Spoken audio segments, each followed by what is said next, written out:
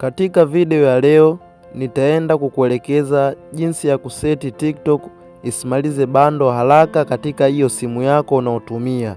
Sasa tazama hii video mwanzo mpaka mwisho ujifunze jinsi ya kuiseti TikTok isikumalizie bando katika simu yako. Basi bila kuchelewesha muda, tutaenda kuingia katika simu yetu hapo, kisha tutaenda kuingia katika application ya TikTok hapo, tutaenda kuibonyeza, na tukishaibonyeza moja kwa moja tutaletwa sehemu ya hapa.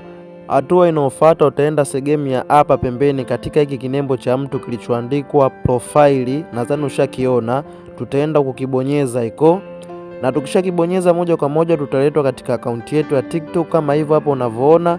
Hatua inayofuata utaenda upande wa juu katika hii mistari mitatu, utaenda kupabonyeza hapo, nadhani ushapaona. Ukishapabonyeza utaletwa sehemu ya hapa, utaenda sehemu iliyoandikwa setting and privacy, utaenda kupabonyeza hapo, nadhani ushapaona, tutapabonyeza hapo. Na tukishapabonyeza tutaletwa sehemu ya hapa. Sasa cha kufanya tutashuka kuelekea upande wa chini, kisha tutaenda sehemu iliyoandikwa data save hapo, tutaenda kupabonyeza. Na tukishapabonyeza tutaletwa sehemu ya hapa, utakuta hii setting imewashwa, imewaka rangi ya blue. Ukikuta ipo hivi ujue 100% hii TikTok yako itakuwa inamaliza bando haraka katika simu yako pindi utakapoweka bando. Sasa ili uweze kuzuia bando lako lisiishe mapema katika hiyo simu yako, hakikisha hii setting unaizima kama hivyo hapo, inakuwa na rangi nyeusi.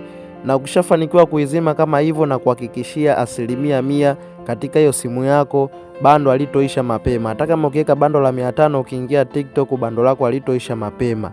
Na hivyo ndo jinsi ya kuseti TikTok yako isimalize bando katika simu yako.